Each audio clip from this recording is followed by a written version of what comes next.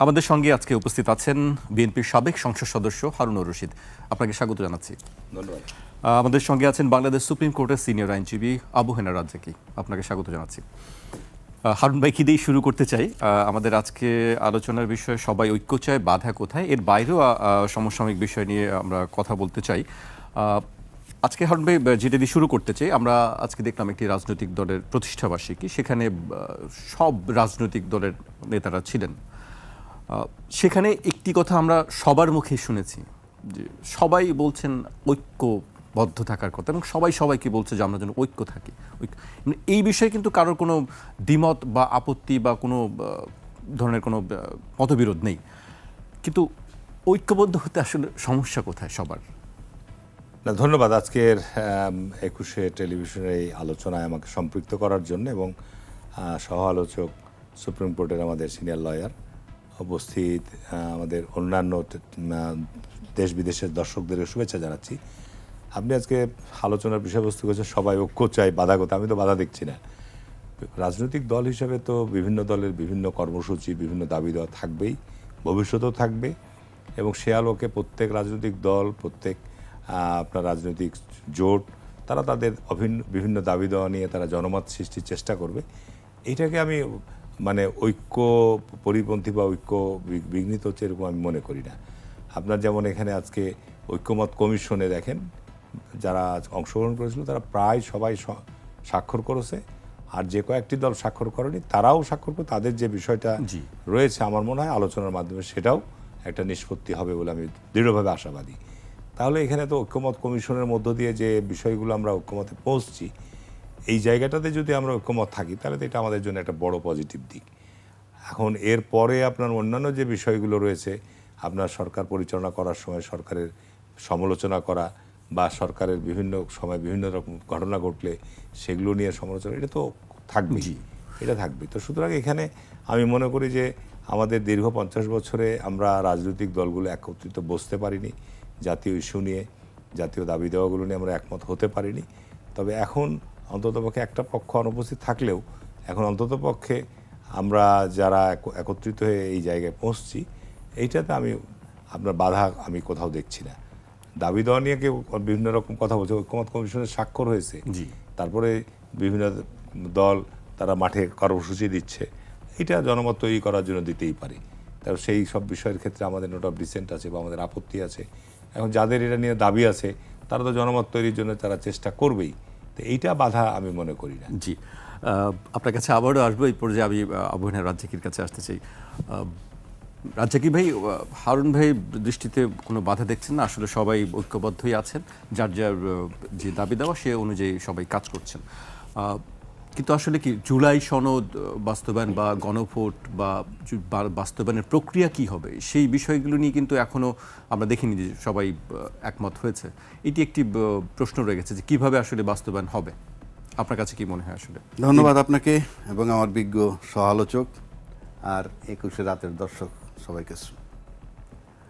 এই যে প্রথম কথাটা বললেন হারুন ভাই, যেটা বললো যে উনি ঐক্য দেখছেন, মানে ঐক্যের সমস্যা হচ্ছে না, এই তো কথাটা।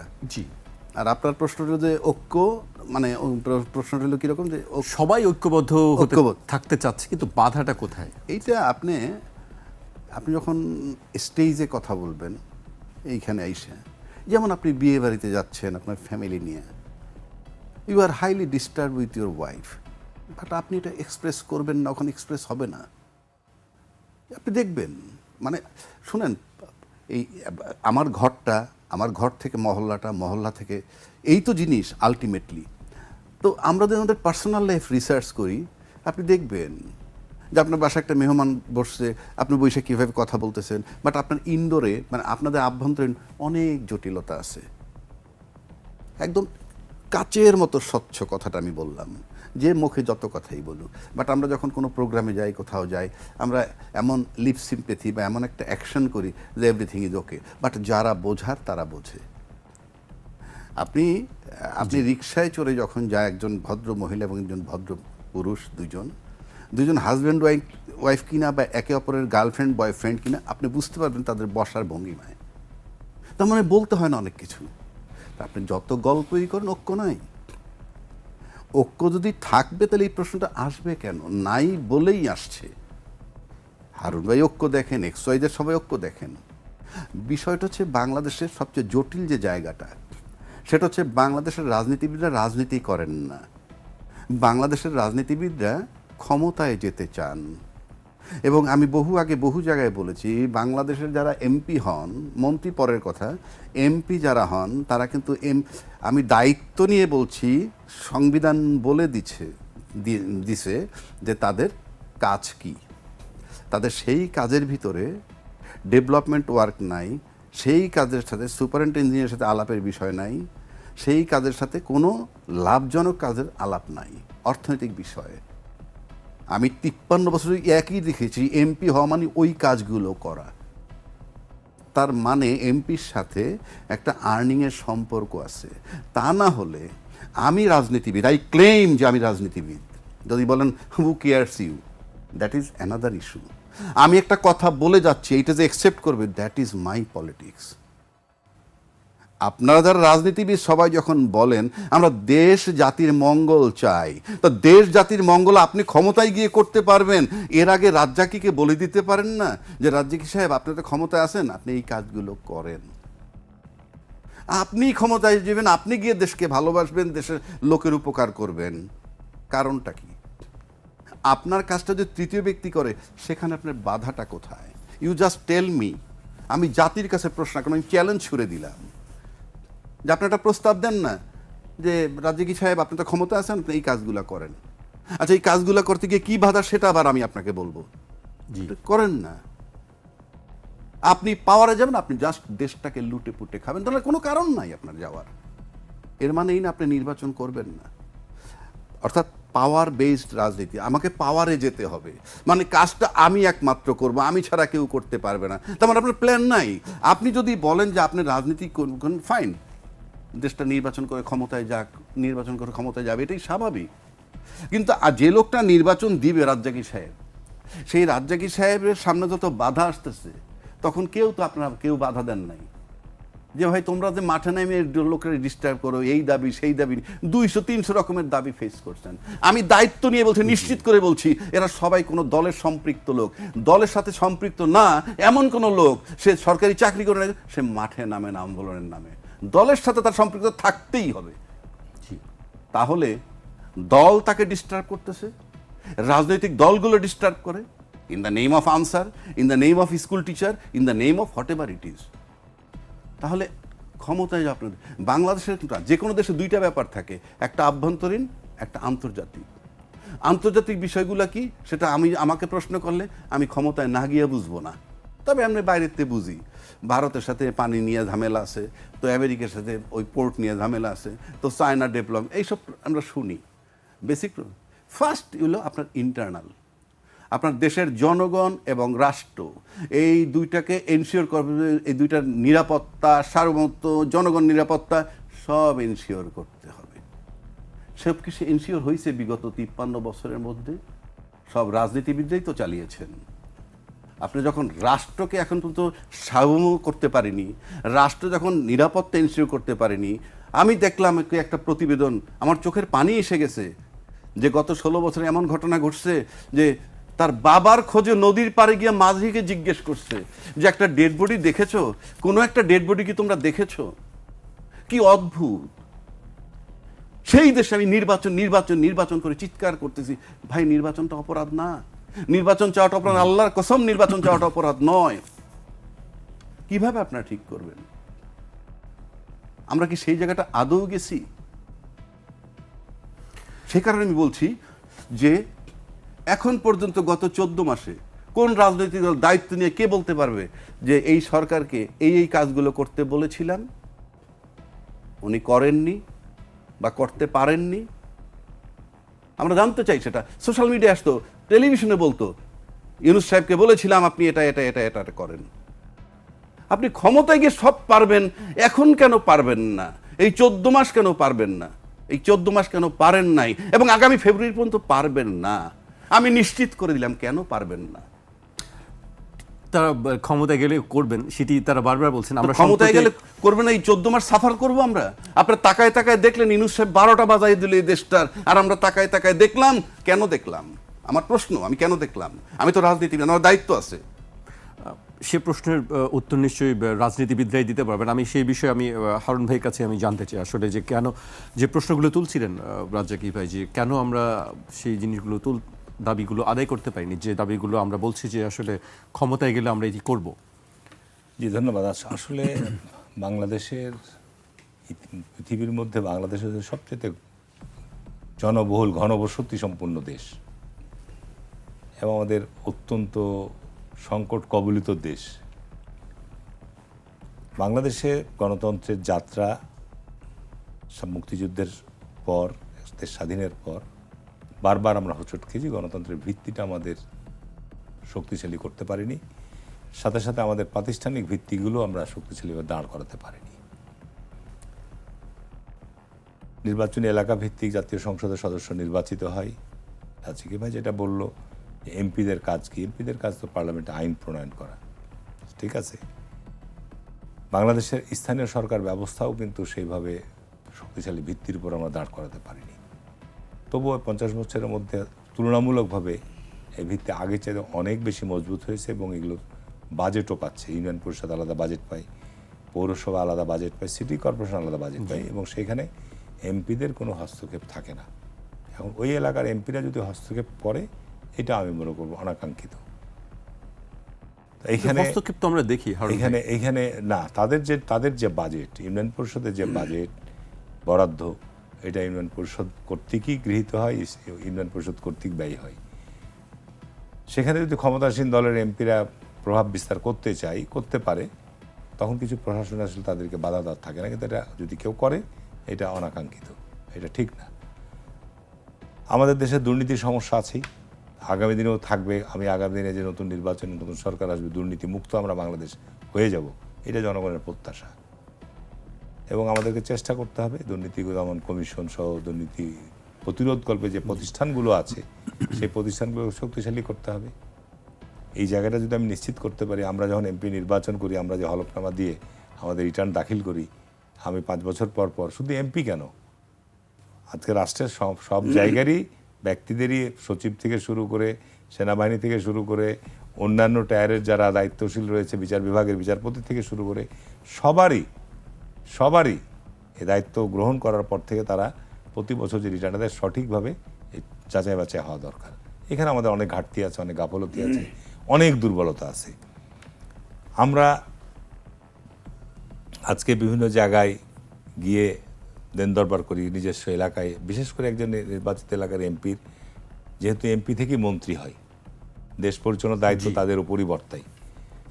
এখন স্বাভাবিক কারণে নির্বাচনী এলাকার জনসাধারণের জনস্বার্থের কী কী সংকট, কী কী সমস্যা, কী কী দাবি দেওয়া, এই বিষয়গুলো আমরা নির্বাচনের সময় জনগণের কাছে প্রতিশ্রুতি দিই যে আমরা এগুলোর ব্যাপারে পদক্ষেপ গ্রহণ করব। স্বাভাবিক কারণে সেই জায়গাগুলোকে ইমপ্লিমেন্ট করার জন্যে, প্রকল্প তৈরি করার জন্যে, তখন কিন্তু ইঞ্জিনিয়ারদেরকে আমাদেরকে শরণাপন্ন হতে হয়।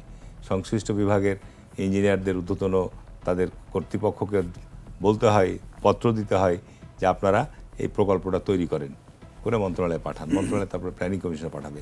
এটা আমাদের দেশের একটা চিরাচরিত মানে একটা নিয়ম দাঁড়িয়ে গেছে। ব্যুরোক্রেসি যদি আজকে শক্তিশালী হতো, তাহলে আজকে এই আমাদের দেশে তো সত্যিকার অর্থে বাজেটের অর্থেরও ঘাট সংকট আছে। প্রতি বছর বাজেটে অর্থ বৃদ্ধি পেলেও আজকে যে পরিমাণ আমাদের বিভিন্ন ক্ষেত্রে, শিক্ষা, স্বাস্থ্য, যোগাযোগ, এই সমস্ত ক্ষেত্রে যে পরিমাণ অর্থের প্রয়োজন, আমাদের 20 কোটি, প্রায় 18 থেকে 20 কোটি মানুষের দেশে, সেই পরিমাণ আমরা অর্থ বরাদ্দ দিতে পারি না। যে কারণে আমাদের তো আসলে এই অনেকগুলো সংকট আছে। কিন্তু সত্যিকার অর্থেই যদি দেশে একটা গণতান্ত্রিক ব্যবস্থার ভিত্তি গড়ে ওঠে, আমরা যে আজকে ঐক্যবদ্ধ কমিশন আলোচনা করে কিছু সিদ্ধান্ত গ্রহণ করলাম, এর মধ্যে মৌলিক বিষয়গুলো কি? এর মৌলিক বিষয় হচ্ছে আমাদের সাংবিধানিক প্রতিষ্ঠানগুলোকে শক্তিশালী করা। দ্বিতীয়ত হচ্ছে যে বিষয়গুলোর কারণে আমাদের নির্বাচনী ব্যবস্থা বিতর্কিত হয়, সরকার বিতর্কিত হয়, সেই সব জায়গাগুলো চিহ্নিত করে সেই সব জায়গাগুলোর ব্যাপারে পদক্ষেপ গ্রহণ করা। সংবিধানের কিছু মৌলিক বিষয়ে সংশোধনে নিয়ে আসা, এই বিষয়গুলো নিয়ে আমরা একমত হয়েছি। সুতরাং আমরা যদি এটাকে এগিয়ে নিয়ে যেতে পারি, তাহলে আমি মনে করি যে দীর্ঘদিনের যে মানে আমাদের সংকটগুলো ছিল, বিভিন্ন সাংবিধানিক প্রতিষ্ঠানের নিয়োগ, তারপরে প্রশাসনিকভাবে পদায়ন, প্রশাসনিকভাবে আপনার যে নিয়োগগুলো, প্রশ্নপত্র ফাঁস হচ্ছে, ভর্তি পরীক্ষার প্রশ্নপত্র জুলাই ফাঁস হচ্ছে। সনদের ভিত্তিতে যে এই যে নির্বাচনের এই যে দাবি সারা করা হচ্ছে, দেশে আপনার এই সমস্ত বিষয়গুলো একটা সংকট থেকে আমাদের উত্তরণ ঘটাতে হবে। জুলাই সনদের ব্যাপারে যেটা বলতে চাচ্ছিলেন, যে জুলাই সনদের ব্যাপারে ভিত্তিতে যে সবাই নির্বাচনের কথা বলছে, জামায়াত ইসলামীর কথা বলছে, এনসিপি, তারা বলছে জুলাই সনদের ভিত্তিতে আমি নির্বাচন এখানে বা গণভোট নভেম্বরে। এখানে যারা এখন, যে আমার ভাই যেটা বললো যে আমরা সবাই ক্ষমতা চাই, বাস্তব এটা ক্ষমতা, আপনাকে বিএনপি বলেন, জামাত ইসলাম বলেন বা এনসিপি বলেন, সবারই টার্গেট তো একটাই, ক্ষমতায় যাওয়া। ক্ষমতায় না গেলে তো আপনি আপনার যে লক্ষ্য উদ্দেশ্য, দলীয় যে চিন্তাভাবনা, সেটা বাস্তবায়ন আপনি করতে পারবেন না। এক একটা দলের এক একটা ধরনের চিন্তাভাবনা আছে। আমি এক ধরনের চিন্তাভাবনা করছি, জামাত ইসলামের এক ধরনের আদর্শ, এনসিপি চিন্তা করছে একরকম, অন্য দল একরকম আছে। ক্ষমতায় যাওয়ার আগেই তো এই বিরোধগুলি আছে, কিন্তু কথা হচ্ছে যে ক্ষমতায় যাওয়ার জন্য আপনার যে বিষয়গুলো, আপনি জুলাই সনদ, আজকে তো একটা অন্তর্বর্তীকালীন সরকার, সাংবিধানিক বিশ্লেষণে যদি আপনি যেতে যান, এটা সাংবিধানিক এর মধ্যে আপনি আনতে পারবেন না। যে কারণে আপনার এই সময়কাল সহ 111-এর সময় 3 মাসের জায়গায় 111-এর সরকার 2 বছর রান করেছে। যে কারণে পরবর্তীতে শেখ হাসিনাকে ক্ষমতায় বসিয়ে দিয়ে, শেখ হাসিনা কিন্তু এগুলো সবগুলো কি তাদের সময়কালে যত কর্মকাণ্ড, যত বিধিবিধান, যত আইন, যত অর্ডিন্যান্স যা কিছু করেছে, সবগুলোকেই কিন্তু তাকে বৈধতা দান করতে হয়েছে। সুতরাং এখন আপনি গণভোট করেন, আমি আপনাকে খুব খোলামেলাভাবে বলছি, আজকে যে বিষয় ইস্যু নিয়ে আপনার বিতর্ক তৈরি করা হচ্ছে, যেটার কারণে আপনি বলছেন যে সবাই ঐক্য চায়, বাধা কোথায়, দেখেন এই বিষয়গুলো কিন্তু জনগণের মধ্যে একটা বিভ্রান্তি তৈরি করছে। আপনি গণভোট আগে করলে কি আর পরে করলে অসুবিধা কি? ইভেন নির্বাচনের দিন যদি আপনি নাও করেন, আপনি যদি নির্বাচন হয়ে যাওয়ার পরে, পার্লামেন্ট গঠিত হওয়ার পরেও যদি আপনি এই বিষয়গুলো নিয়ে গণভোট করেন, আমি তো আমার ব্যক্তিগত অভিমত, আমি তো মনে করি যে পার্লামেন্টে যখন আপনার বিল আকারে গণভোটের আমরা উত্থাপন করে গণভোটের প্রভিশন নিয়ে আসবো, অন্তর্ভুক্ত করব, যে হ্যাঁ গণভোট এখন পার্লামেন্টে এখন নাই সংবিধানের মধ্যে, তখন যদি আপনি করেন, সেটা আরও বেশি এই জিনিসগুলো আপনার গণভোটের দ্বারা স্বীকৃত হবে। সুতরাং আমরা যদি রাজনৈতিক দলগুলো এই বিষয়গুলো নিয়ে খুব গভীরভাবে চিন্তা করেন, এগুলো অহেতুক রাজনীতি। আমি নভেম্বরেই আমরা গণভোট চাই, গণভোট কি? গণভোট তো সংবিধানে নাই। আপনাকে এখন যে এটা করবেন, যেটাই করেন না কেন গণভোট, যে বিষয়গুলো নিয়ে করবেন, আপনাকে আলটিমেটলি এই সব বিষয় কিন্তু আপনাকে আগামী পার্লামেন্টে আপনাকে নিয়ে আসতে হবে। সুতরাং এই বিষয়গুলো নিয়ে আপনি গণভোট, আমরা কেন নির্বাচনের দিন, সবশেষে বলেছি নির্বাচনের দিনের কথা, নির্বাচনের দিন করার কথা একটাই কারণে বলা হয়েছে যে অতীতে বাংলাদেশে 3টা গণভোট হয়েছে এবং এগুলো অনেক কোশ্চিন আছে। তো 3টা গণভোটের মধ্যে সবচাইতে কম ভোট কাস্ট হয়েছে। আমি আপনাকে দায়িত্ব নিয়ে বলছি, যদি আপনি নভেম্বর বা ডিসেম্বরে নির্বাচনের দিন ব্যতিরিক্ত গণভোট করেন, সাধারণ মানুষ কি 84 দফা সম্পর্কে অবহিত? সাধারণ মানুষ তো আপনার রাজনৈতিক দলগুলোর প্রতি আস্থা বিশ্বাস রেখে যে আমরা ভালো দল, দেশকে ভালো করতে চাই, আমরা এইসব বিষয়ে সিদ্ধান্ত গ্রহণ করেছি। এ ব্যাপারে আমার মনে হয় শতকরা 98% মানুষ অন্ধকারে আছে। সুতরাং আপনি ওই গণভোট দিলে মানুষ হুড় করে যে আপনার সব গণভোটে অংশগ্রহণ করে আপনাকে ওখানে মানে বলবে যে আমরা সব হাঁ করে দিলাম, এবং ওরা জাস্ট আগে যেভাবে গণভোটগুলো জিয়া রহমানের এরশাদের সময় যেভাবে হয়েছে, একটা পয়েন্ট ছিল, তারপর হ্যাঁ না। কিন্তু এখন আপনি যে বিষয়গুলো নিয়ে বিতর্ক সৃষ্টি করা হচ্ছে, আপনি জুলাই সনদের সনদ স্বাক্ষর করেছেন, অপেক্ষা করেন, বিশ্বাস আনতে হবে। তো এটা কি একটি বাধা না? না, বাধা আমি বলবো না, তবে এইটা এখন বলতে চাচ্ছে আমরা বিশ্বাস করতে, বিশ্বাস না করতে আপনি আলোচনায় বসলেন কেন? যারা এই বিষয়গুলো নিয়ে দাবি করছে যে আমরা গণভোট আগেই চাই, আমরা পিআর চাই, এখন বলছে এই অন্তর্বর্তীকালীন সরকারকে হাত পা বেঁধে দিয়ে আমাদের যার রাজনৈতিক ইচ্ছা আছে, এটা তো আপনার এর সাথে আমি বলবো এটা একেবারে একান্তই তাদের দলীয় মানে আপনার স্বার্থ, এর বাইরে কিছু না। সবাই যার দলীয় স্বার্থেই কথা বলবেন। এই দলীয় স্বার্থ আনতে গেলে তো আপনাকে তাহলে জনগণের কাছে যেতে হবে, জনগণের ম্যান্ডেট নিতে হবে। জনগণের যখন আপনি মেজরিটি ম্যান্ডেট পাবেন, তখন আপনার এটার ক্ষেত্রে তার কারোর কাছে যেতে হবে না, তখন আপনি করবেন। জি হারুন ভাই, আমরা বুঝতে পেরেছি আপনার বক্তব্য। আমি রাজ্জাকি ভাইয়ের কাছে আসতে চাই। জুলাই সনদ কিভাবে বাস্তবায়ন হবে তার উপায় এখনো খুঁজে পায়নি ঐকমত্য কমিশন। মানে আপনার চুক্তি যখন কাল্পনিক, বাস্তবায়ন কেমনে করবেন? চুক্তিটাই তো কাল্পনিক।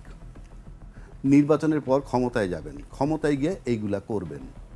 দ্বিকক্ষ মানে নিম্নকক্ষ, উচ্চকক্ষ, সবই তো কাল্পনিক, সবই তো হাইপোথিসিস। আপনি গিয়ে করবেন, আর তো কিছু নাই এখানে আছে। আমি একটা চুক্তি করলাম, কি 100 টাকা দিয়ে তোমার ঘোড়া শাল থেকে একটা ঘোড়া কিনবো। তারপরে গেলাম, ঘোড়া যদি আনতে যাই সবচেয়ে বড় ঘোড়াটা ধরলাম, যে না ভাই সবচেয়ে বড় ঘোড়ার কথা তো না বলা নাই। কোনটার কথা বলা আছে? 100 টাকা সবচেয়ে ছোট টাকা, ওটা তো ওখানে লেখা নাই চুক্তিতে। কি চুক্তিটা কি করলেন আপনি? আপনি দ্বিকক্ষ, উচ্চকক্ষ, নিম্নকক্ষ মানাবেন, 2 বছরেরও টাইম, পার্লামেন্ট হওয়ার পর 2 বছরের মধ্যে এটি বাস্তবায়ন করবেন, এই তো আপনাদের কথা। 1, 2 হচ্ছে হারুন একটা কথা বললো যে গণভোটে সবচেয়ে কম ভোট পড়ছে। আমি ধরে নিলাম গণভোট দিলে মাত্র 1 লক্ষ ভোট পড়বে। তাতে ওই মঞ্চে যারা ছিল জুলাই সনদের জন্য তাদের চেয়ে তো বেশি হয় নাকি তাদের চেয়েও কম হয়? মঞ্চে তো 25 দ্বিগুণে 50 জন বসছিলেন, তার বিরুদ্ধে 2টা দল ছাড়া বাকি 23টা দলের 46 জন লোক, তাকে 23টা দলের সমস্ত নেতাকর্মী 23টা বাস ভরবে না। তারা স্বাক্ষর করছে কেন? তারা স্বাক্ষর করছে বড় দল, ওনাদের রাজনৈতিক অনুকম্পা নিবে, সিট ছেড়ে দিবে, সেইগুলো থেকে তারা দাঁড়াবে। সেই প্রসঙ্গে আসছি আমি, আর হারুনের শেষ কাছে করি। বেশ কিছু প্রশ্ন আছে। আচ্ছা, আরেকটু বলি। এইবার আসেন সংবিধানে।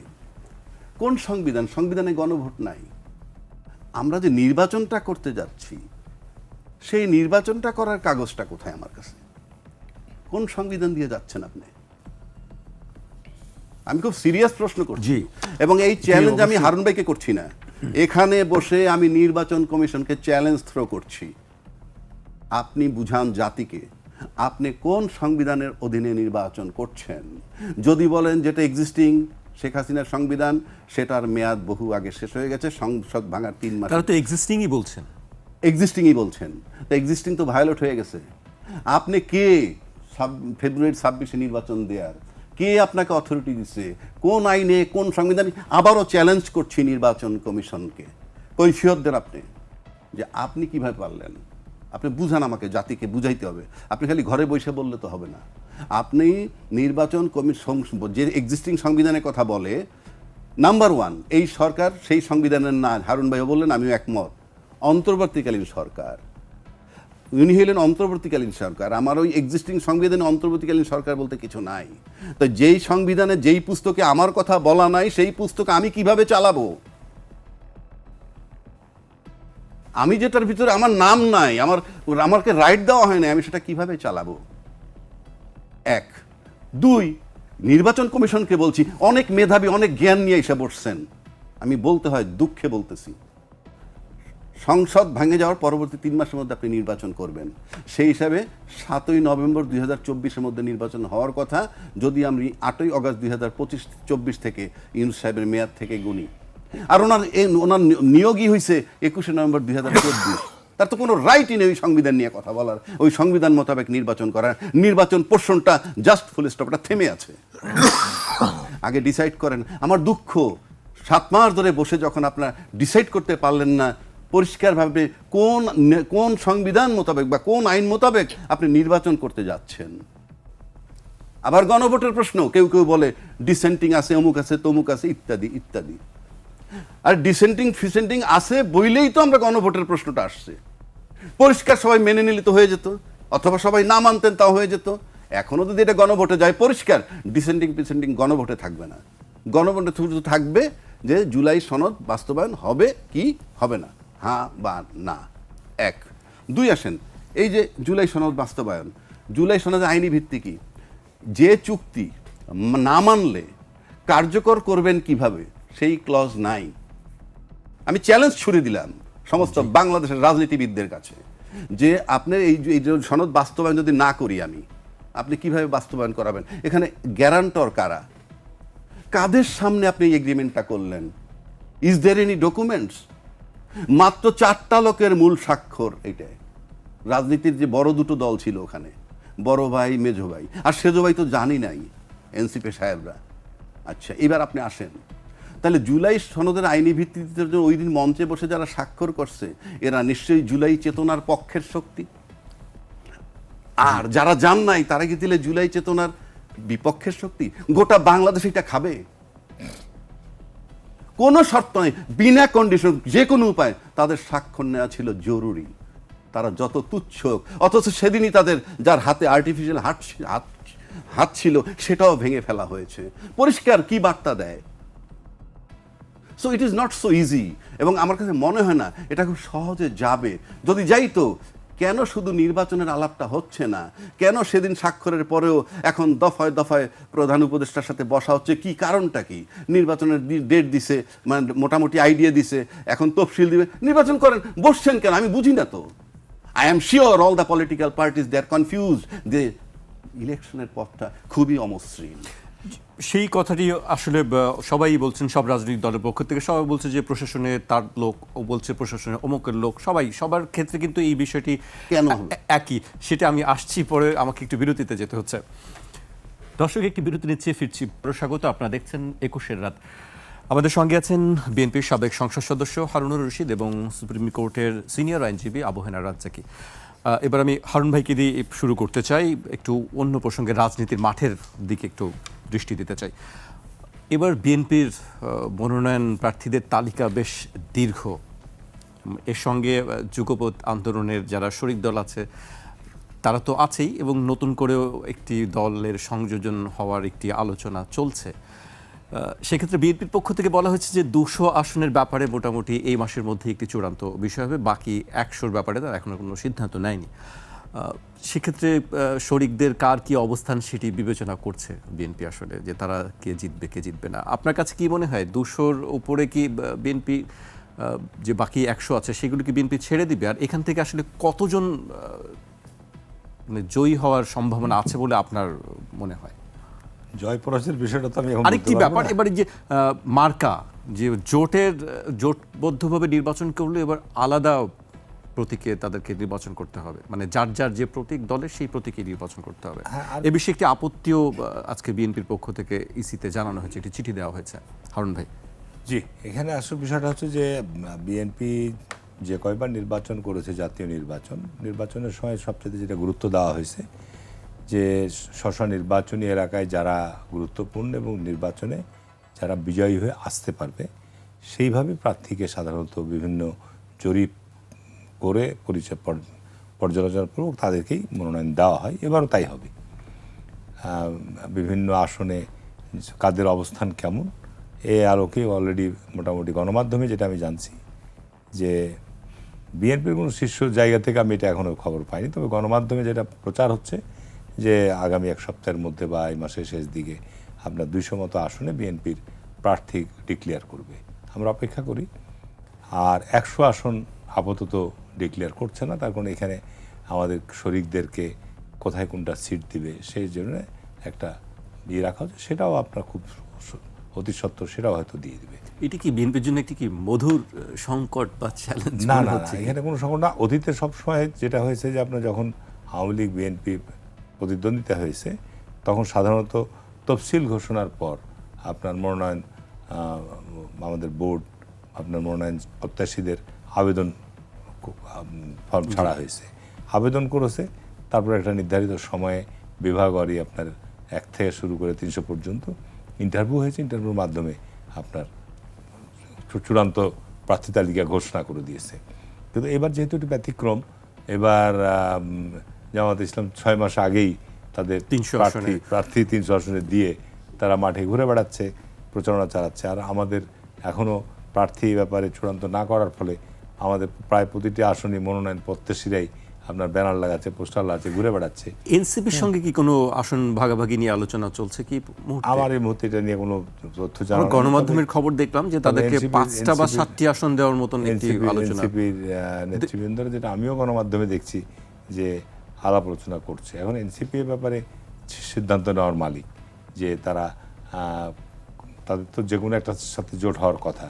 বিএনপির সাথে যদি জোটে তারা কমফোর্ট ফিল করে যে আমরা এখানে থাকলেই নির্বাচনে বিজয়ী হব, প্লাস এখানে থাকলে আমাদের জুলাই আন্দোলনের যে উদ্দেশ্য লক্ষ্য সেখানে আমরা সেটাকে এগিয়ে নিয়ে যাওয়ার জন্য সেক্ষেত্রে আপনার বিএনপির সঙ্গে আসলে আপনার কি মনে হয় আসলে তারা কয়টা আসন পেতে পারে? না, এটা দলের সিদ্ধান্তের প্রশ্ন। এটা তো আমি তো দলের নীতি নির্ধারক পর্যায়ে নাই। এখানে আমাদের অ্যাক্টিং চেয়ারম্যান এবং পার্টির স্ট্যান্ডিং কমিটি আছে, তারা এই ব্যাপারে সিদ্ধান্ত চূড়ান্ত করবে যে এখন যারা জোটে বর্তমান বিদ্যমান তাদেরকে কিছু সিট দেওয়ার সিদ্ধান্ত আছে, যে কোন এলাকায় কাকে কোথায় দিবে না দিবে এইটা। আর এই ক্ষেত্রে আবার নতুন আরপিওর মধ্যে যেটা সিদ্ধান্ত এসছে যে আপনার জোটবদ্ধ নির্বাচন করলেও স্ব প্রতীকে নির্বাচন করতে হবে, এটা নিয়ে এটা নিয়ে বিএনপির আপত্তি কেন আসলে? বিএনপির আপত্তি কেন, মানে বিএনপি আপত্তি করেছে, আমি যেটা আজকে আপনার কাছে শুনলাম যে তারা চিঠি দিয়েছে নির্বাচন কমিশনে। বিএনপির আপত্তি থাকার কারণটা হচ্ছে যে আপনার অ্যাকচুয়ালি বিগত সময় যত জোটের নির্বাচন হয়েছে, যত নির্বাচন হয়েছে সব সময় জোটের প্রার্থীরা মূল দলের প্রতীক নিয়ে নির্বাচন করেছে। শুধুমাত্র জামাতে ইসলাম গত 18 সালের নির্বাচনে তারা দাঁড়িপাল্লা বাদ দিয়ে তারা ধানের শীষে নির্বাচন করেছিল। তাছাড়া জামাতে ইসলাম মোটামুটি 2001 সালের নির্বাচন তারা জোট করেছিল, 2008-এ করেছিল, তখন তারা তাদের প্রতীক নিয়েই নির্বাচন করেছে। কিন্তু 2018-তে তারা ধানের শীষ নিয়ে নির্বাচন করেছিল। তো যে কারণে এটা হয় কি যে আপনার অন্যান্য প্রতীকের মানুষের বাংলাদেশের মানে জাতীয় নির্বাচনে প্রতীক এবং ব্যক্তি ভেরি ইম্পর্টেন্ট। তো যে কারণে আপনার বিএনপির জায়গা থেকে হয়তো যে জোটের সিট যাদেরকে দেওয়া হবে, স্বাভাবিক কারণে তারা তাদের দলের যে প্রতীক সেটা ন্যাশনাল ইলেকশনে খুবই আপনার অপরিচিত প্রতীক বলা যায়। সেক্ষেত্রে তাদের জয়ের সম্ভাবনা কম, সেখানে জয়ের সম্ভাবনা হয়তো কম থাকতে পারে। ধানের শীষ থাকলে হয়তো ধানের শীষ দেখে মানুষ ধানের শীষ কি ভোট দিবে, ওটা প্রার্থী কোন দলের এটা বিবেচনা নেবে না, মনে হয় এটা বিএনপির প্রার্থী বা বিএনপি জোটেরই প্রার্থী। যে কারণে এখানে স্বাভাবিক কারণেই বিএনপির জায়গা থেকে হয়তো বলা হয়েছে যে এই ক্ষেত্রে জোটের প্রার্থীদেরকে একই প্রতীকে করতে চাইলে, যদি করতে চাই আপনার ওইটা অপশান আছে, আপনি আগেও ছিল যেটা অপশান, যে আপনার জোটের প্রার্থী হলে নিজের নিজ দল নিজে প্রতীকও ভোট করতে পারেন, আবার জোটের যে কোনো প্রতীক নিয়ে আপনি নির্বাচন করতে পারেন। আমি মনে করি যে এই অপশানটা রাখা উচিত, যে আপনার জোটের ক্ষেত্রে, আর জোট না হলে তো জোটে নির্বাচন করছে, আপনি যখন ইন্ডিভিজুয়াল নির্বাচন তখন তো আপনি আপনার প্রতীক নিয়েই ভোট করবেন, কিন্তু যখন জোটে যে জোটের ক্ষেত্রে আপনি বলছেন জোটের ক্ষেত্রে এই জায়গাটা শিথিল থাকা উচিত প্রধান দলের, মানে এই অপশনটা থাকা দরকার যে জোটের যদি তারা জোটের প্রতীক হিসাবে নির্বাচনের প্রার্থী হতে চায় এটা তাদের ইচ্ছা, আবার যদি তারা নিজের দলের প্রতীক নিয়ে ভোট করতে চায় এই অপশনটা রাখা উচিত। মানে আপনি বলছেন যে তাদের সিদ্ধান্ত। রাজ্জাকি ভাইয়ের কাছে আসতে চাই। রাজ্জাকি ভাই, এই ক্ষেত্রে কি আসলে মনে হয় না যে রাজনৈতিক দলগুলোর নিজস্ব স্বকীয়তা নষ্ট হয়? প্রথম কথা হলো যে আমরা একটা কথা কিন্তু প্রায়ই বলি, দেশের সাধারণ জনগণ যারা, তারা সংবিধান বোঝে না, তারা গণভোট বোঝে না, গণতন্ত্র বোঝে না, পিআর পদ্ধতি বোঝে না, আমরা সবাই কিন্তু তাই বলি। আমি যদি এর সাথে দ্বিমত করি, আজকাল গ্রামের মানুষ বা সাধারণ লোক এই জায়গাটায় নাই, মানে এই বিশ্বাসটা তাদের কাছে আছে, তারা বোঝে না। বোঝে মানুষ না, আমি বলছি বোঝে না কমন আমরা একটা কথা। এটার মানে হচ্ছে যে অন্য দলের যাকে আপনি নমিনেশন দিবেন সে ভিন্ন দলের লোক, কিন্তু গোটা দেশের লোক জানবে এটা অমুক দলের প্রার্থী যদি সেই দলের প্রতীক সে ব্যবহার করে। নিজের দলেরটা বাদ দিয়া যদি ওনাদের দলেরটা ব্যবহার করে, ফর এক্সাম্পল হারুন ভাইদের বিএনপির দলেরটা, তখন গ্রামের লোক কিন্তু জানবে না, কারণ গ্রামের অত ব্যক্তিকে চেনে না, তার মানে মার্কায় ভোট দিল। আলটিমেটলি গ্রামের মানুষের সাথে প্রতারণা করা হইল, যে তুমি তোমার দলের মার্কা দেখে ভোট দিলা, কিন্তু ব্যক্তি তোমার দলের নয়। Try to understand my point. তো আপনি এই প্রহসনটা কেন করবেন? 1 নম্বর। 2 নম্বর, আপনি যদি বহুদলীয় গণতন্ত্রে বিশ্বাসী হন, তাহলে যার যার প্রতীকে নির্বাচন করুক, তার পপুলারিটি আমরা দেখি। আপনারা তো বলে দিবেনই যে আমাদের ভোটগুলো ওখানে দিও, কেননা তারা নিশ্চিত না যে যদি বলি অমুক দলের মনোনীত প্রার্থী, কিন্তু ওই দলের মনোগ্রাম তার নাই, ওই দলের ইয়েটা নাই, কিন্তু উনি, সেক্ষেত্রে তার ডুবে যাওয়ার সম্ভাবনা মোটামুটি 100 ভাগ। কারণ আজও বলছি, বাংলাদেশে দল প্রতীক ছাড়া ভোট দেয় না 99% ক্ষেত্রে। যদি তাই হইতো, তাহলে যে ব্যক্তি 5 বার এমপি হয়েছেন এই জীবনে কোনো দল থেকে, এবং 2 বার মন্ত্রী হয়েছেন কোনো দল থেকে, তাকে যদি জনপ্রিয় ধরা হয়, আমি চ্যালেঞ্জ ছুড়ে দিচ্ছি, তাকে দলবিহীন একবার নির্বাচন করতে বলুন। আপনি নিশ্চিত থাকেন 5 বার এমপি হয়েছে, 2 বার মন্ত্রী হয়েছে, সেও মেম্বার হওয়ার ভোট পাবে না। তার মানে আলটিমেটলি মার্কা। আর কিছু লোকরে আপনারা পকেটস্থ করার জন্যে, কারণ এরা হইল ছোট দল, অর্থাৎ সারা পিআর পদ্ধতিতেও যদি দাঁড়ায় এরা সারা দেশে 2 লাখ ভোট পাবে না, যা দিয়ে একটা আসন পেতে পারে। But they are poisonous, because তারা পয়জনাস বলতেই তারা কথা বলে, মিডিয়ায় আসে এবং এদেরকে ব্যবহার করে, ইন্টারনালি বলেন এক্সটার্নালি বলেন, এই ভয়গুলো এড়ানোর জন্য, এই দোষগুলো এড়ানোর জন্য মুখ বন্ধ করার পদ্ধতি, যেটা গণতন্ত্রের নামে জাস্ট প্রতারণা, ইন্টারনালি এক্সটার্নালি ব্যবহার করে এটা কারা কিভাবে? আপনি আপনার একটা দেশ তো এখন শুধু ইন্টারনাল বিষয় নিয়ে নাই, এক্সটার্নাল বিষয় আছে। গল্প করে তো লাভ নাই। আপনি এতটুকু একটা ভূখণ্ড, হোয়াই ইট ইজ ইম্পর্টেন্ট, এটা আপনার লোকেশনের জন্য ইম্পর্টেন্ট। সুতরাং আমরা কিছু বুঝি, সব কথা বলতে হয় না। ওই যে বিয়ে বাড়িতে যেমন যেমন আপনি বডি ল্যাঙ্গুয়েজ বুঝতে পারবেন এদের ফ্যামিলি লাইফ কেমন। বাট যাচ্ছে, কিন্তু এই যাচ্ছে, গাড়িতে কোনো কথা নাই, পুরো গাড়িতে যে গেল 40 মিনিট কোনো কথা নাই, অনুষ্ঠানে গিয়ে তো আবার হাসি দিচ্ছে, আবার অনুষ্ঠানে গিয়ে কথা বলতেছে। টোটালটা এই যে প্রহসন, আপনাকে একটা সত্যের জায়গায় আসতে হবে এবং এইগুলির ভিত্তি থেকেই বাংলাদেশের রাজনীতি তৈরি হয়েছে। রাজনীতিতে শেষ কথা বলতে কিছু নাই। এবার আসেন, আপনি যেটা বললেন, এই আমি বলি যে 200 আসন সবুজ সংকেত দিছে, আর এই যে 100 আসন, এই 100 আসন দিচ্ছেন না কেন? ওখানেই ধরেন রাজনৈতিক অনুকম্পা চাওয়ার জন্য যারা বসে আছে তাদের জন্য রাখছে। যদি দলীয় নমিনেশন প্রতীক ছাড়া এরা দাঁড়ায়, মনে করেন ওনরা যাদেরকে নিবে ওনাদের দলের প্রতীক ছাড়া যদি তারা দাঁড়ায়, আপনি নিশ্চিত থাকেন 100% ফেল করবে। 1, 2, প্রতীক দিয়ে যদি দাঁড়ায়, ওখানে যারা কোয়ালিফাইড লোক আছে, বিএনপির মতো বড় দলে 3-4টা ব্যক্তি কোয়ালিফাইড, গল্প করে লাভ নাই। 5-6 জন আছে, অনেক জায়গায় 7 জন, মিনিমাম 3 জন, এমন কোনো জায়গা নাই যেখানে মিনিমাম 3 জন নাই। তো আপনি যত কথাই বলেন যে এটা ওরা মেনে নেবে না, ওরা মেনে নেবে ওই বিয়ে বাড়িতে যাওয়ার মতো, বুকে পাথর বেঁধে মেনে নেবে। আচ্ছা, মেনে নিবে না, মেনে না নিলে কি হবে? যেখানে তৃতীয় ব্যক্তি রাজ্জাকেরই যদি এসে দাঁড়ায় যায় একবার, এবং সে যদি একবার এমপি হয়ে যায়, তাহলে এর ভিত্তি প্রত্যয়, কারণ একবার এমপি হলে যে টাকা রোজগার করবে সেই টাকা আবার এদের পিছনে ব্যয় করবে, একটা ভিত্তি তৈরি হয়ে যাবে। সুতরাং ওরা ওই ভিত্তিটা করতে দেবে না, নিজের দলের লোকই অপোজ করবে 1 নম্বর। আর যদি অপোজ করে ফেলে, সেখানে তৃতীয় শক্তি বেরোয় আসবে, কোনো সন্দেহ নাই। সুতরাং এটা তাদের জন্য ঝুঁকি আছে। আর জামাতের কথা যেটা বললো, আমি এই কমেন্ট পাবেন আপনি, আমি জামাতের লোক, আলোচনাও মানুষ শুনতে চায় না। আর জামাত 3 মাস আগে বললো যে প্রার্থী দিয়ে দিছে, তার মানে ইটস এ ডিসিপ্লিন ফোর্স। কেন বলি আমি, ইতিমধ্যে আপনি শুনছেন যে যাদেরকে বিএনপি বহিষ্কার করছে তাদের অনেককে কিন্তু আবার ক্ষমা করে দিছে। সেটা কি আপনি শুনেছেন? অলরেডি পত্রিকায় আসছে। এই ক্ষমা করেছে কেন? তার মানে নিয়ন্ত্রণের বাইরে। এখন ক্ষমা না করলে আরও ডিস্টার্বিং হতে পারে। সুতরাং এটা আমার কাছে মনে হয়, তো এই জিনিসগুলো যদি আপনি চিন্তা করেন, অনেক কিছু আপনাকে মাথায় রাখতে হবে। আমি আবারও বলছি, নির্বাচনের পথ মসৃণ নয়। কেন নয়? আপনি এনসিপির 7-8টা সিট দিবেন, সারফেসে কয়েকটা লোক দেখছেন, উপরে হাসনাত আবদুল্লাহ, তো সার্জিস আলম, এদের নাম আমরা বলতে পারি, কারণ কি এরা ছোট মানুষ বয়সে, আমি তাদেরকে নাবালক বলে তিরস্কার করছি না। ওরা ভাববে যে রাজ্জাকি ভাই সমালোচনা করতেছে, করুক। আপনি সারফেসেরই কয়টা লোকের কয়টা সিট দিবেন? আপনি কি মনে করেন এই কয়টা লোকই এনসিপি? এনসিপি রাজনীতিতে ভোট নাই, এনসিপি দল হিসেবে দুর্বল, কিন্তু এনসিপি আন্দোলনের জন্য বড় শক্ত প্রতিদ্বন্দ্বী। এটা মাথায় রাখতে হবে। জি, রাজ্জাকি ভাই, হাসনাত আবদুল্লাহর কথা বলছিলেন, সার্জিস আলমের কথা বলছিলাম। আমি হাসনাত আবদুল্লাহর একটি বক্তব্য তুলে ধরতে চাই আরুণ ভাইয়ের কাছে আলোচনা যাবার আগে।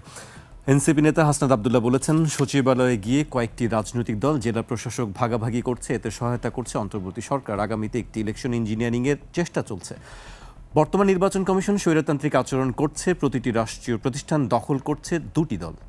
এমনটি চলতে থাকলে জনগণ মেনে নেবে না। তিনি বলেন, আরেকজন ক্যান্টনমেন্টে বসে ষড়যন্ত্র করছেন। তিনি অভিযুক্ত সেনা কর্মকর্তাদের রক্ষায় অবসরপ্রাপ্ত ব্রিগেডিয়ার আজমির হাত ধরে অনুরোধ করেছেন, আবার ষড়যন্ত্র হলে আমরা বসে থাকব না, আমাদের উপর ট্যাঙ্ক চালিয়ে দমানো যাবে না। 2টি বিষয় নিয়ে কথা বলেছেন। সচিবালয়ে 2টি দল দখলের কথা বলেছেন, আর একটি ক্যান্টনমেন্ট নিয়ে কথা বলেছেন। আবুল হাসনাত নাকি এনসিপি নেতা হাসনাত আবদুল্লাহ, সার্জিস, এরা তো ধরেন যে বিভিন্ন সময় বিভিন্ন কথা যত সহজে বলা যায়, আমাদের জায়গা থেকে তো আমার একটু এতটা বলা সহজ না। ঠিক আছে না? প্রশাসনে যে এখন পুনর্গঠন বলেন বা পদায়ন বলেন বা পজিশন বলেন, এসব জায়গায় মোটামুটিভাবে গুরুত্বপূর্ণ জায়গাগুলোতে বিএনপি জামাত সমর্থিত লোকেরাই কিন্তু সুযোগ সুবিধা পাচ্ছে। কিছু ব্যতিক্রম হচ্ছে, আগে বর্তমান যারা কর্মরত তারা তো আপনার বিগত 15-16 বছর যে ফ্যাসিবাদী শাসক ছিল ওই সময়ের এই লোকগুলোই তো ছিল। জি, তো মানে দুটি দল পাচ্ছে কিন্তু এনসিপি এখান থেকে আসলে পিছিয়ে আছে। ঢালাও এভাবে বলা এটা স্পেসিফিক বললে ভালো হতো। তার কারণ যে লোকগুলো যাচ্ছে অহেতুক তাদেরকে বিতর্কিত করে দেওয়া হবে। কারণ বিগত 8ই আগস্টের পরে অন্তর্বর্তীকালীন সরকার 64টা জেলে নতুন ডিসি নিয়োগ দিয়েছিল এবং এই ডিসি নিয়োগ দিয়ে ডিসিদের ব্যাপারেও অনেকেই অনেক অভিযোগ আপত্তি ছিল। কিন্তু আপনার এই ডিসিগুলো তো আপনার 1.5 বছর মানে মোটামুটি 12-14 মাস কাজ করে আসলো। এর মধ্যে যাদের এলাকায় যারা কিছু অপ্রীতিকর ঘটনা ঘটেছে তারাকে প্রত্যাহার করেছে। সামনে নির্বাচনের পূর্বে সকল জেলারই ডিসি পরিবর্তন হবে, সকল জেলার পরিবর্তন হবে। এখন এইটা আপনি যদি মাইক্রোস্কোপ দিয়ে খুঁজতে যান যে এই কর্মকর্তাগুলো আচ্ছা কোন দলের আনুগত্য করেছে বা অনুসরণ, তাহলে দেখা যাবে যে হয়তো বিএনপি বা জামাত বা আপনার আওয়ামী লীগও পাবেন এর মধ্যে। তাদের মধ্যে দেখা যাবে যে এরা নিরপেক্ষ, এরা বিগত সময়ে সেরকম কোনো এর সাথে জড়িত ছিল না। সুতরাং আপনাকে তো প্রশাসনের লোক তো আপনাকে হঠাৎ করে আপনি তৈরি করতে পারবেন না। আপনার বাংলাদেশে যত আপনি নিয়োগ হোক, এখনও যেগুলো নিয়োগ হবে কেউ না কোনো দলের তারা সদস্য সম্পৃক্ত, কেউ সমর্থক, এর বাইরে তো আপনি লোক পাবেন না। সুতরাং এটা একটা ঢালা অভিযোগ করাটা ঠিক না।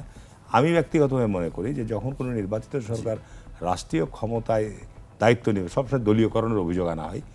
আমি এটাকে দোষের মনে করি না। আপনি আমেরিকার সরকার পরিবর্তন হওয়ার পর যখন আপনার রিপাবলিকান আসে বা ডেমোক্র্যাট আসে তখন দেখবেন যে সারা পৃথিবীতে তাদের যে অ্যাম্বাসেডার বিভিন্ন দেশের নিয়োগ থাকে সেটা মেয়াদ শেষ হওয়ার সঙ্গে সঙ্গেই নতুন অ্যাম্বাসেডার নিয়োগ দেয় তাদের মানে লোক, তাদের দেশের গোটা প্রশাসনিক কাঠামো রদবদল হয়। স্বাভাবিক, কারণ আপনার তো কাজ করতে হবে। আপনি ব্যুরোক্রেসির মধ্যে ডেপুটি সেক্রেটারির সংখ্যা ধরেন যে 1000, তো এর মধ্যে মাত্র 64 জন ডেপুটি কমিশনার হবে। তো এইখানে প্রশাসনের ওই যে আপনার যাচাই বাছাই কমিটি নেই, কী কমিটি আছে, সেই কমিটির মধ্যে দিয়ে একটা ফিট লিস্ট তৈরি করা হয়, ফিট লিস্টের মধ্য দিয়ে আপনার নিয়োগ দেওয়া হয়। না তো ডেপুটি সেক্রেটারি তো সবাইকে আপনার দিতে পারতো। এদের মধ্যে প্রশাসনে মাঠ পর্যায়ে কাজের জন্য কেউ উপযুক্ত। ডেপুটি কমিশনারদের কিন্তু একরকম বলা যায় 24 ঘন্টার মধ্যে ওকে 12-14 ঘন্টা কাজ করা লাগে, অক্লান্ত পরিশ্রম করা লাগে।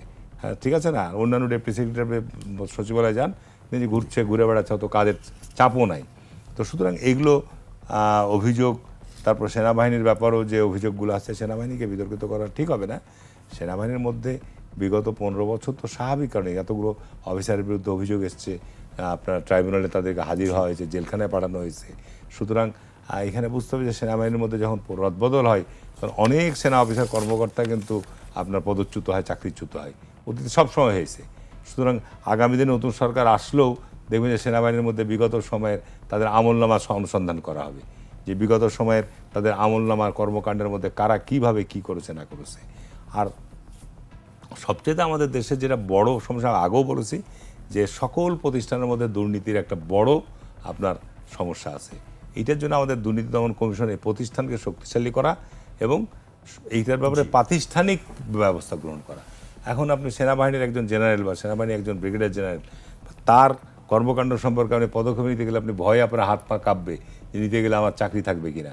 আপনি একজন সচিব, একজন এমপি, একজন মন্ত্রীর বিরুদ্ধে আপনি সিটিং, তার বিরুদ্ধে আপনি কোনো ব্যবস্থা গ্রহণ করতে যাবেন না, এইটা ঠিক না।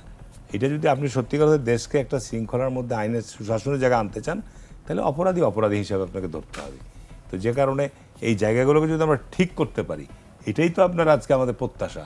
এই জুলাই আগস্টের যে আন্দোলনের যে বৈষম্য মুক্ত বাংলাদেশ আমরা গড়ব, আমরা আপনার অনিয়ম দুর্নীতি বন্ধ করবো, এগুলো তো আমাদের চিন্তা বা এগুলো আমাদের প্রত্যাশা। জি, হারুন ভাই, আমরা একেবারে শেষ পর্যায়ে চলে এসেছি। আমি রাজ্জাকি ভাইকে দিয়ে শেষ করব, তার আগে একটি বক্তব্য আমি উল্লেখ করতে চাই। সম্প্রতি এই বিষয়টি এনসিপি নেতা সার্জিস আলম ফেসবুকে লিখেছিলেন, 44তম বিসিএস রিপিট ক্যাডার বিধি সংশোধনের ফাইল চূড়ান্ত স্বাক্ষরের জন্য আজ বহুদিন যাবৎ প্রধান উপদেষ্টার কার্যালয়ে পড়ে আছে। কারণ জানি না, হ্যাঁ বা না বলে ফাইল ছেড়ে দিন প্লিজ। ফাইল সেখানে থাকা অবস্থায় প্রধান উপদেষ্টা মহোদয় 2 বার বিদেশ ঘুরে এলেন, কিন্তু ফাইল নড়ে না। এর চেয়ে দুর্ভাগ্য আর কিছু হতে পারে না, অথচ ছেলে মেয়েদের জীবন নির্ভর করছে এর উপর। একটা যৌক্তিক বিষয় সিদ্ধান্ত নিতে এত লাল ফিতার দৌরাত্ম্য কেন? দিস ইজ নাথিং নিউ, এটা ট্রেডিশনাল বাংলাদেশে আমরা জানি। এটার কারণ হচ্ছে এই কিছুদিন আগে না, যখন জুলাই আহত যোদ্ধাদের নিয়ে কথাবার্তা হচ্ছিল প্রথম দিকে একেবারে এই সরকার আসার পর, তাদের চিকিৎসার জন্য এত দিতে হবে, এই টাকা দিতে হবে, প্রয়োজনে বিদেশ পাঠাইতে হবে, এবং এটা যখন কিছুই হচ্ছিল না, তখন আমাদের প্রফেসর ইউনূস সাহেব আবার কোনো এক জায়গায় আমার এই মুহূর্তে একটা ইন্টারভিউর মুখোমুখি হলেন, ডোমেস্টিক, যে এদের এটা হচ্ছে না। কারণ তখন উনি পরিষ্কার বলেছিলেন যে আমলাতান্ত্রিক জটিলতার ভিতরে সে আছে, এবং তখন কিছু উপদেষ্টা নিয়েও কথা আসলো যে আপনার অনেক উপদেষ্টা কাজ করতে পারছে না, সুতরাং আপনি কেন অ্যাকশন। সে বলছে আমি নিজেই তো করতে পারতেছি না, মানে যে কারণে সে করতে পারছে না সেটা সে পরিষ্কার বলে দিয়েছে। সামহাও আমাদের দেশের প্রশাসনিক কর্মকর্তা যারা আছেন, যে সেক্টরে থাকেন, আজকে পর্যন্ত তারা নিশ্চিত যে they are not losing their job for making non cooperation to the government. এই যে নন কোঅপারেট করতেছে না এবং এটার জন্য কিছু হবে না, এটা তারা মোটামুটি আজকে পর্যন্ত নিশ্চিত। আর কিছুটা যে ঘটনায় তা না, আজকে ধরেন সেনাবাহিনীর 14 জন কর্মকর্তা নিয়ে যে বিষয়টা হলো, এটাও বাংলাদেশ একটা অস্বাভাবিক ঘটনা ছিল, বাট সেটা হয়েছে। তো এরকমভাবে চিন্তা করলে আপনি যদি এইভাবে ভাবেন, সার্জিস আলমরা যেটা বলছে সেটা তার আমলাতান্ত্রিক জটিলতা, এবং আমরা এও জানি সরকারের ভিতরেই অনেক উপদেষ্টা নন কোঅপারেট করতেছে বলে অলরেডি সোশ্যাল মিডিয়ায় আসতেছে। How far it is true আমরা জানি না, তাহলে তো এই জটিলতা থাকবেই, এবং এটা nothing new, it is accepted by the politicians. যেটা একটু আগে আমি আপনাকে বলে আসলাম যে এতগুলো আন্দোলন হইল, আমি আবারও বলছি, নন পলিটিক্যাল লোক ছাড়া কোনো সাধারণ লোক যিনি দলের সাথে সম্পৃক্ত না, এদের 5টা ব্যক্তি একত্র হইয়া বাংলাদেশের কোথাও কোনো আন্দোলন করে না। If it is a fact, তাহলে এই যে এটা হচ্ছে না, এটা সার্জিস আলম চিৎকার করতেছে, আমি তো হারুন ভাইদের চিৎকার পাচ্ছি না, অনেকের চিৎকারই পাচ্ছি না। তার মানে still he is non cooperated by the আমলাস অফ প্রশাসন এবং পলিটিশিয়ানস, এবং তার ভিতরে সে যে সার্ভাইভ করতেছে, এটা আমার কাছে অনেকটাই মিরাকেল মনে হয়। জি, আজকে আমাকে এখানে শেষ করতে হচ্ছে। আপনাদের দুজনকে অনেক ধন্যবাদ আমাদেরকে সময় দেওয়ার জন্য। দর্শক, আজ এখানে শেষ করছি, কাল আবার দেখা হবে ঠিক